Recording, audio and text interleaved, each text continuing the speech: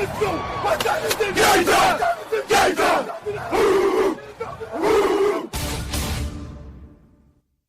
to be a football game tonight now. No doubt. It's going to be a football game. Here. Okay. I done been here before. All right, let's go, baby. 9.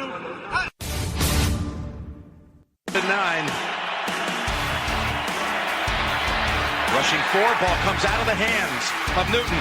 It's on the ground, and it's still on the ground. Picked up by T.J. Ward at the 4-yard line. Vaughn Miller did it again.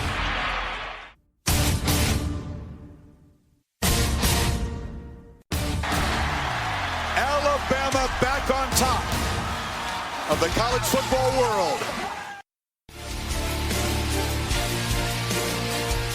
Ladies and gentlemen, football to the max. Your host, Sean Garmer, Gary Vaughn, and Randy Isbell. Hello and welcome to another Football to the Max college edition here. As I am your host, Sean Garmer, with me, of course, the two co-hosts that make this thing work, Randy Isbell and Gary Vaughn. How are you guys doing? Doing good, man. Excited about, talking about some of these games and, thanking God I have something to talk about besides politics and election. Yes, I thought that. What? Go ahead. I was just going to say, I thought that's what this was. It was our special political debate. Oh, God. Did I hear wrong? Yeah, I think so, because if we're talking that, I have to go all of a sudden. I don't know what happened. I can't hear you guys. Where's Chris? I can't hear you. Sorry. Yeah. Remember when we used to have Chris on to really do these things? Yeah, we actually did. But yeah, I mean, we are on election night eve or early morning, whatever the hell. I'll just be glad when that's over. And, all that. Of course, speaking of rankings, you can actually go check out our top 25 rankings right now on WTNet.com. We did not do ours based on the college football playoff rankings like ESPN does all of a sudden now. So, you get to check out based on how our rankings have been for the past, whole year. Speaking of those college football playoff rankings, it did not take long for them to go right in the trash can because Texas A&M goes in and loses. Now, Trevor Knight going out after the second quarter does help in that regard, but it's not like he was playing great before then. Mississippi State really came out at home and kind of socked them in the mouth, and just Texas A&M I don't think they were expecting that, honestly. And they did not seem to really have an answer for what Mississippi State was doing. They only ended up losing by 7, but I think the score was a little bit closer than the game really was. Yeah, absolutely. And listen, yes, Trevor Knight was not playing well when he went down, but you definitely like their chances better if he stays healthy in this game. Just one of those cases to me where, all of the pressure all of a sudden became on the Aggies. They were put into that top 4 of the original college rankings. All they heard all week was how they didn't belong. Some teams respond by blowing out teams. Some, just buckle under the pressure. And I think that's what happened here. Mississippi State saw an opportunity to knock out a conference rival out of the playoffs, and they did just that. They outplayed Texas A&M. But I do think, the loss of Trevor Knight played a huge role in that. Yeah, I agree with you 100%. Trevor Knight is a key member of that team, and he's a guy that's going to give them a lot more advantages than they've, showed it on this game. And I kind of look at this as something that I was waiting to take place. It was not this game, though. I really felt like this was going to be LSU doing this or another team. Mississippi State was not the one. Ole Miss was pretty much the one I kind of penciled in my mind that would be knocking Texas A&M out of that 4th ranked spot. And so saying that, this just kind of happened a little early, and it's not like I personally don't hate Texas A&M. I'm totally fine with them, but it was almost like Christmas came early because my prediction came true. my thought process all along was that they were using that 4 spot for Texas A&M. That way they would have at least one team out of the top 4 that would maybe interchange a little bit until actual playoff time. Stop it. Just saying. It's not out of the question, but it's don't be surprised at all if other teams jump Washington on Tuesday either. It's probably gonna happen until you get to later in the year, or at least possibly till after this USC game that they got coming up.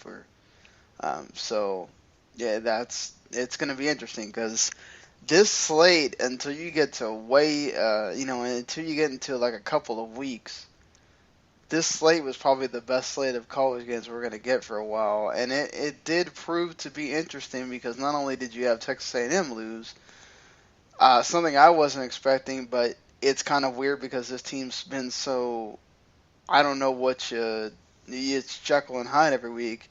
My Arkansas Razorbacks go in there and they put a whooping on the Florida Gators.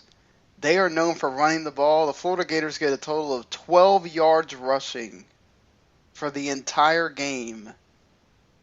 Jeez. The Florida Gators defense didn't know how to stop Austin Allen or Raleigh Williams at all.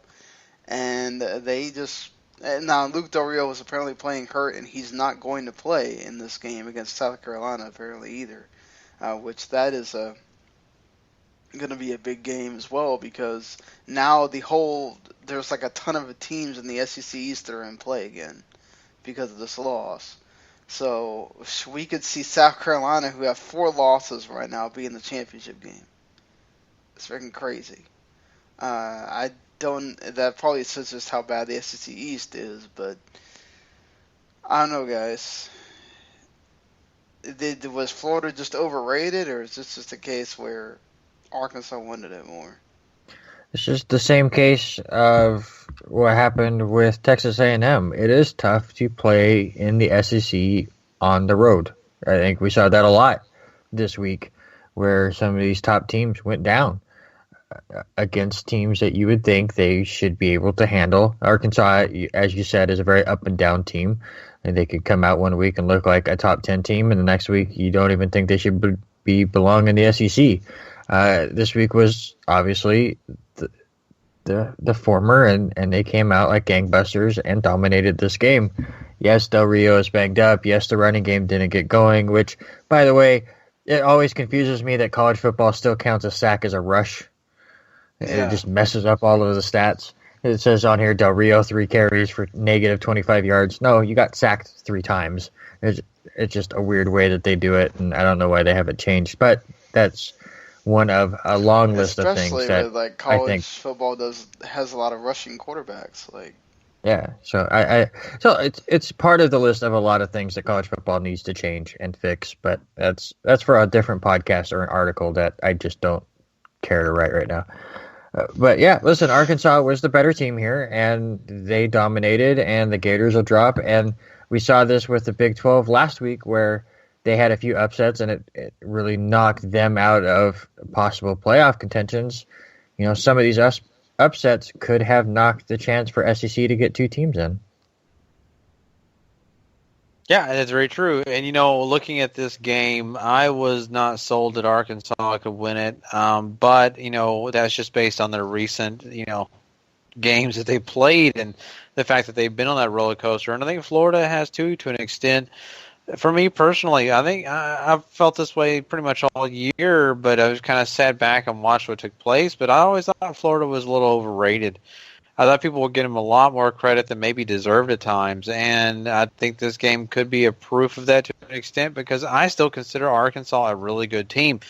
Yes, they have their failures, but they just still are consistently a good team. I like the fact that we kind of got a chance to see that and got that glimpse this weekend, but, who's to say Florida could come out next week and blow the next guy out, and, of course, Arkansas will probably fall to a team they shouldn't, so it's kind of odd. Yeah, this is going to be an odd season for both those teams. We'll have to see how that goes. But as Randy mentioned, going on the road, Alabama did just that, and it doesn't matter who LSU is. It doesn't matter if LSU is like 1-9. When it's time to play Alabama, they play Alabama, and they play them tough.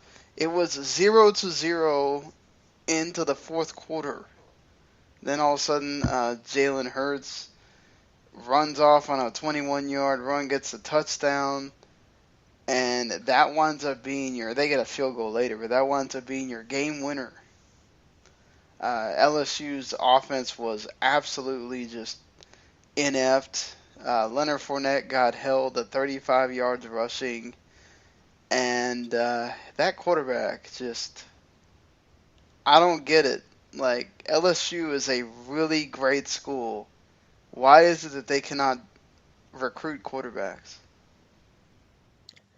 I think it's just if you're a quarterback, you just can't go to the SEC. I think that quarterbacks realize that all of the good defenses and the big stocky linebackers are in the SEC, so they go elsewhere. They know this is a run-first conference, and that's what you saw in this game. It's just a beat-em-up game. Yes, it was 0-0 in the fourth, but it was scoreless in the best way possible. As you just saw two teams beat the holy crap out of each other for 60 minutes, just back and forth. As you said, Alabama gets the big run at the end to get the win, but I do also think that they controlled most of this game. Yeah, I mean, again, it was scoreless for most of it, but I don't think there was any time where I went, Alabama's getting beat. I just feel like it was just a matter of time before they made that big play to me. Yeah, and what's interesting is I thought that both teams played pretty well when it came to keep each other in check in defense. Offensively, not the same case. Really, struggled quite a bit of the time. And to be honest, I did not stay awake during this entire game. Had a big day on Saturday, and it did not keep my interest long enough. So I watched it just in spurts of my eyes opening and closing. So there you go. You were not the only person that I've heard fell asleep during this game. So don't feel too bad. And the other game was a blowout, so it did not help. I did not have a good game to flip over to keep me awake. No, you didn't. Let me just go through this. Michigan and Clemson both blew out their opponents. Syracuse didn't even score points. Clemson played so well that they had Deshaun Watson go out in the second quarter. Now he does have some kind of shoulder issue, but they just had him sit down in the second quarter. They were just, okay, there's no need to keep playing him. Michigan's doing what they've been doing all season. Washington, California scored a bit more points, but this wasn't even close ever. Jake Browning, 6 touchdowns. My God. Lamar Jackson outdoes him by 1 touchdown. 7 touchdowns. Lamar Jackson scored all but 3 points of Louisville's 52. I'm disappointed. He should have kicked it. Seriously. Like, Lamar Jackson is just insane. Of course, you should do that against Boston College. They're terrible. And like Gary said, Nebraska, guys, come on now. 62-3? 62-3. The Nebraska's top 10. Like, wow. Just. And number 4 in the college football playoff rankings. Ohio State. Yep, probably. Yeah. Yeah, once again, did you need any proof that Ohio State's still a top dog? I think you got it all right there. And Nebraska was another team that, snuck up the rankings. And the reason they kind of came up the rankings because they were winning games and the teams in front of them started to stumble. And we've seen a lot of those teams stumble. Of course, you had West Virginia, Baylor. There were a couple of teams that had struggled a little bit here. There's actually a pretty long list of teams that could probably sit here and go Wisconsin. Wisconsin kind of struggled, kind of helped them move up. So Nebraska legitimately played some teams that maybe they should beat and moved up the list. And then all of a sudden we're surprised that Ohio State beat them. I'm not. I really felt like Ohio State would. Would they trounce them? I didn't think they were going to trounce them like they did. That was kind of embarrassing. If I'm Nebraska, I'm really not happy with that result. But, I mean, I did expect the Ohio State win. I think that's completely embarrassing. I mean, this is going into Columbus and just absolutely running into a buzzsaw that was angry and said, nope, ain't happening today. It's just like, oh, wow. Baylor got absolutely torched by TCU. And, you wonder why people are still outside the stadium selling Art Briles shirts. Like, really?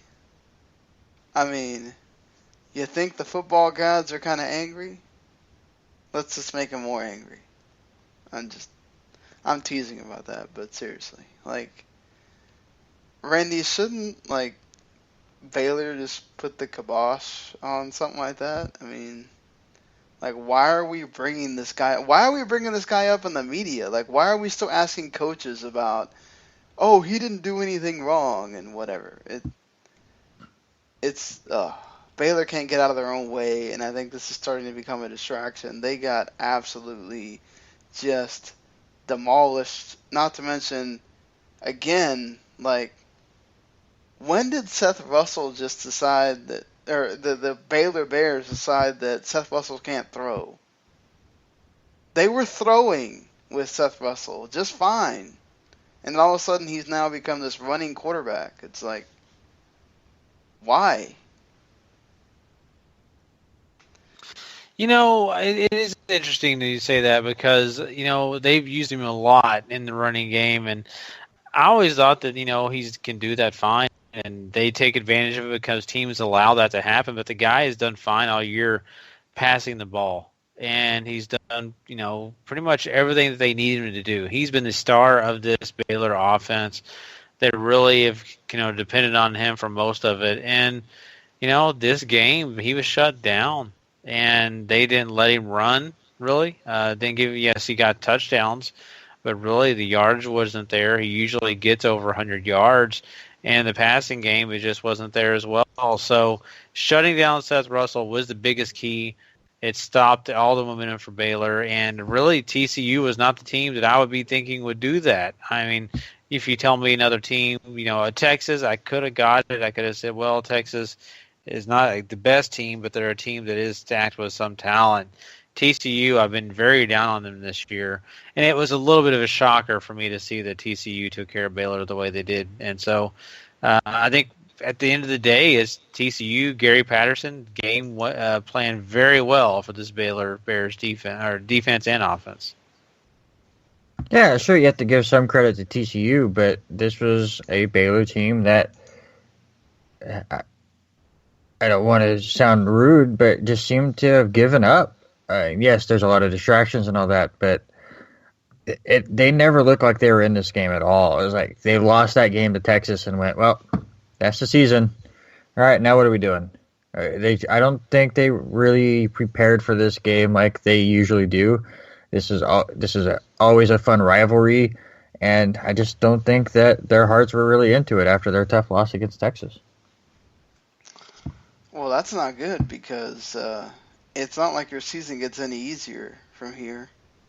You get Oklahoma, West Virginia, and I can't remember who the other team is that they play off the top of my head right now, but they could potentially lose all three of those games and wind up 6-5.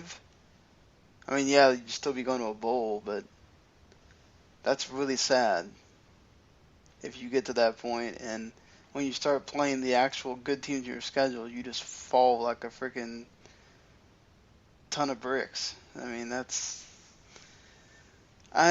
not going to make the case for everything else good at all for that team. Just Ugh. Do you guys think that could happen? Like they just lose everything else from here? I mean, Oklahoma obviously wants to keep being undefeated in the Big 12. West Virginia, same thing. They're going to be trying to make their case. I honestly, the way that they're doing things and the way they're playing, and kind of like Randy said, if they truly have given up, yes, I consider them a team that probably won't win another game, and that's a shame. But they really are out of it, and it may not be in their heart to compete when they're not in Well, shape. they play Texas Tech, where they're going to have to be scoring points, and they play Kansas State. Yep, Kansas State may be a game you can win, but still, they're not a gimme. Yeah, Oklahoma State had to deal with Kansas State not being a gimme at all. Mm-hmm. What do you think, Randy? You think? I think I've given up on the Baylor Bears like they're giving up on themselves. Fair enough. Penn State goes and Iowa's a team that usually you get these really close Penn State-Iowa games. Not on this night. Penn State just blew by Iowa after they blew by Purdue, and perhaps this number 12 ranking is now justified for Penn State. Yeah, I mean, they look great doing this, and, they're a team that I've been very curious about. I really thought that maybe a flash in the pan, a one victory team that would come and make a big spark and then fizzle out really quickly. And wow, that was very impressive. And I feel like that maybe they could be something, but I'm not willing to bet my house or bet anything on this Penn State team being anything super spectacular, super special. I think they played some good football, but I'm not. I'm not willing to say that they're going to continue it. Well, I think they will continue it. Just you look at their schedule; they play Indiana, Rutgers, and Michigan State. Yeah, they could most teams could beat those three. I mean, I think they went out. Unfortunately, yes, they beat Ohio State, but they have zero chance to go to the Big Ten championship. Just the way it sets up, they need Michigan to lose a game before Ohio State and then lose to Ohio State for Penn State to play in the Big Ten championship, and I just don't see that happening. So they got things going too late. They got completely demolished by Michigan when they played them. But this is a good story and a great return to form for Penn State. They're going to be in a great bowl, but it's just disappointing that with the way things are set up, the three best teams in the Big Ten are in the same division. Yeah, that's always sad. At least you got the three-headed monster now, because that's what they've been wanting for, seems like, years. But like you said, it's a bit too late, and Penn State not going to compete on that same level. They'll probably win these games, but they also have to get some help. And Michigan has not been in the mood to be helping anyone. They have just been taking care of business everywhere they go at this point, and I don't see anything like that changing, honestly, at this juncture for them.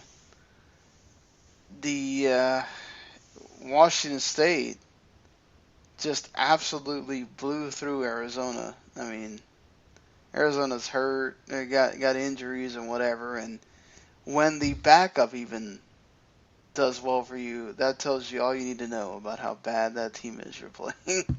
But yeah, I mean, you got that. You got North Carolina blowing Georgia Tech out. You got West Virginia doing their thing. A lot of these teams, like other than the teams that we mentioned about getting upset, other than a couple of squeakers like Auburn barely getting by Vanderbilt and whatnot, most everybody else kind of just did with their thing. Virginia Tech barely getting by Duke. Anything you guys kind of want to say about that remaining top 25? Florida State barely getting by NC State. I just have to say Washington State continues to roll. It's funny to me that they still continue to get overlooked in the Pac-12, even underneath teams like Colorado And Utah and USC, in some people's eyes, yes, they keep going back. They lost to Eastern Washington. Trust me, I'm not a Washington State fan. I made fun of a lot of Cougars fans when they lost to Eastern Washington and then lost to Boise State. They've won 7 in a row, though, and a lot of them in wonderful fashion. They went to Stanford before they completely imploded and destroyed them. And here you go playing a team that, is a bottom feeder right now in the Pac-12, and they showed just how dominant this team could be. Luke Falk threw 3 incompletions. He threw 4 touchdowns and 3 incompletions on 35 attempts. I don't think you can get much better than that. And still, they moved up 2 spots. They went to 23 in the AP poll. It's ridiculous. To put them behind a Utah or a Colorado is a joke and disappointing. But they have a chance still to prove everyone wrong when they go to Colorado and then they have the Big Apple Cup. So a long ways to go for them, but I still think they're getting underrated right now.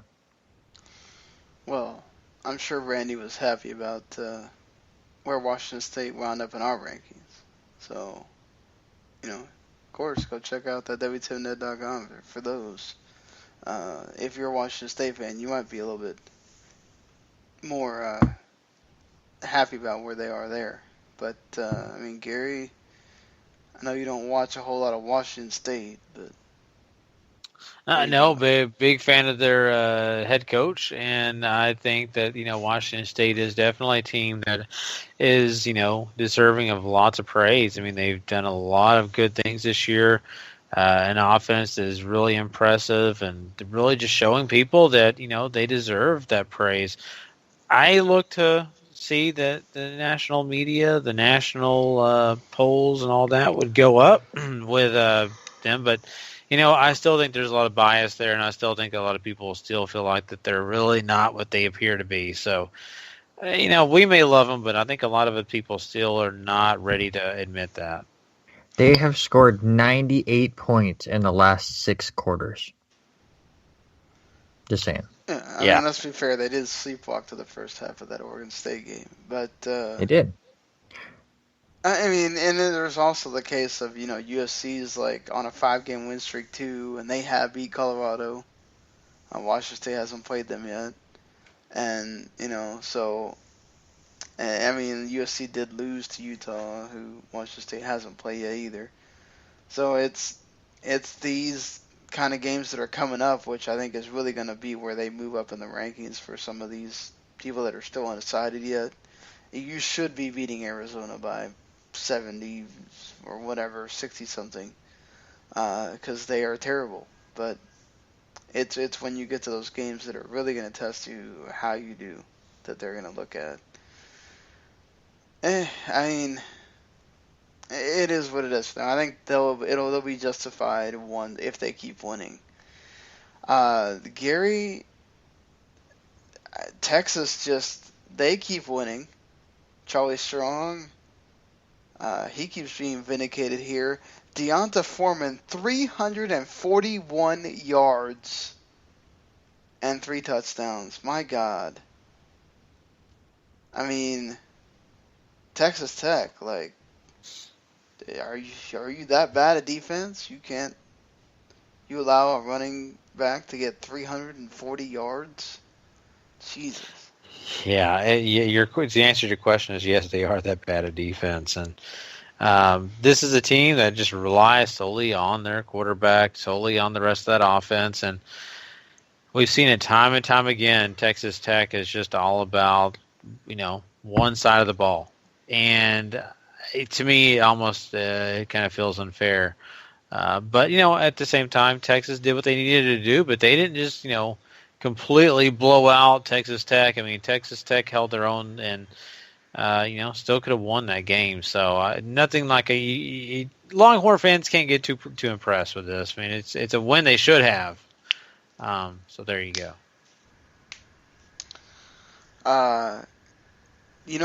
Two teams that I think, I don't know where you guys kind of stand on them, but perhaps maybe upset alerts next week. Minnesota going to Nebraska, they're 7-2. They keep winning. And Wake Forest is in a pretty frisky team in the ACC. And I can't remember which big team they play next week. Is it Louisville that they play next week? Yes, they play Louisville. Are you guys think that we could see at least a close game from one of these two, or just they're pretenders and don't worry about it? No chance for Wake Forest, but watch out for Minnesota. Yes, they are a good team, but Nebraska has completely imploded, and let's see what they can do to bounce back at home. But I would say Minnesota has a chance. Wake Forest on the road, it's a tough ask. Yeah, I'm with Randy on that. I mean, Minnesota is a team that could sneak up on people. I know our good friend Harry Broadhurst, who does the college football rankings with us, was a big fan of what Minnesota was doing, and I could see some of his points. But, besides that, I don't think that either team's going to win. I think really what's going to happen is the teams that should win will win. Yeah. I mean, I think that's probably what's going to happen, but I do agree. Just kind of watch out for Minnesota there. At least in that they could make some noise in that game. I think that kind of sort of does it for any other team you kind of felt like played really well or played really badly you want to discuss here before we move on to talk about some games that don't happen on Saturday for next week? No, I think we covered everything. Yeah, nothing. All right, so we have some Tuesday games of note here. Western Michigan taking on Kent State. Pretty sure Western Michigan is going to continue rolling along as they do. Yeah, I don't ever see them losing until their bowl game. Yeah, whatever bowl game that could be. Tostitos Bowl, whatever. What is these little kiddie bowls they do now? But any bowl that they're in, they'll be definitely deserving of it. And I don't see them losing right now. I will say be careful because they have a date with Toledo at the end of that last week, and Toledo's 7-2 right now, 4-1 in the MAC. They take on Northern Illinois on Wednesday. Kareem Hunt has been really good for them this year. Logan Woodside has over 3,000 yards already, 34 touchdowns. I think Toledo takes care of business against Northern Illinois, but man, that last game of Western Michigan's probably gonna be fine, but that last game of the season they're gonna have a battle, I think. North Carolina takes on Duke on Thursday in Durham, so it's just I would say that game was interesting, and Duke might have the chance to pull the upset, but the Dukies are ready for basketball.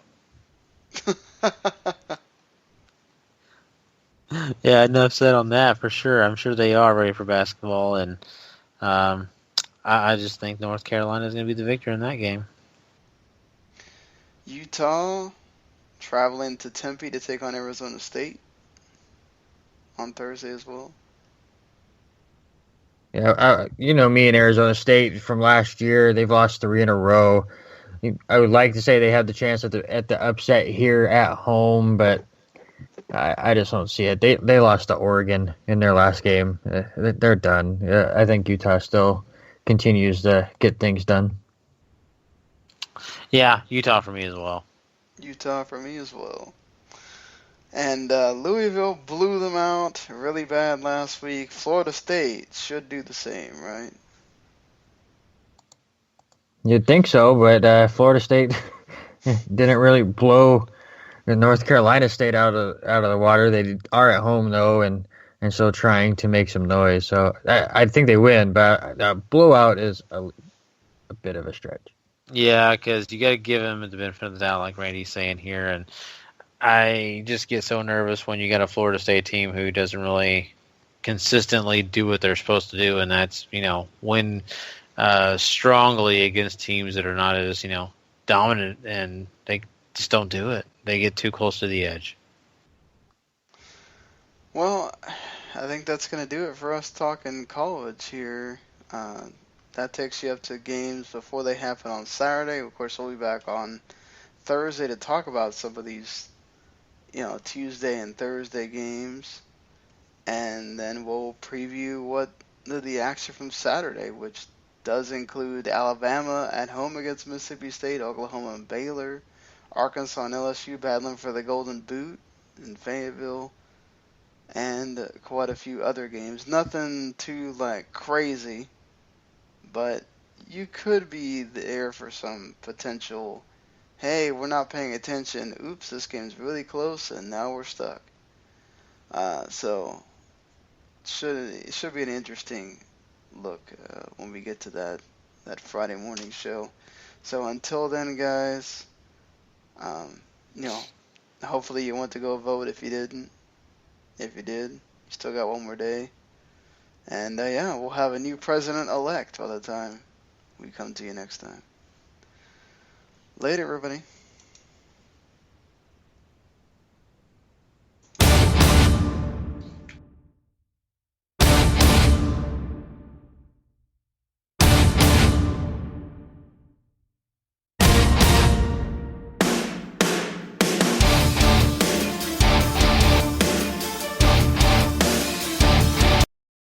The following podcast is a W2M Network original production. Visit W2Mnet.com for all of our other great podcasts, plus news, reviews, articles, and opinions from the worlds of wrestling, video games, football, and entertainment.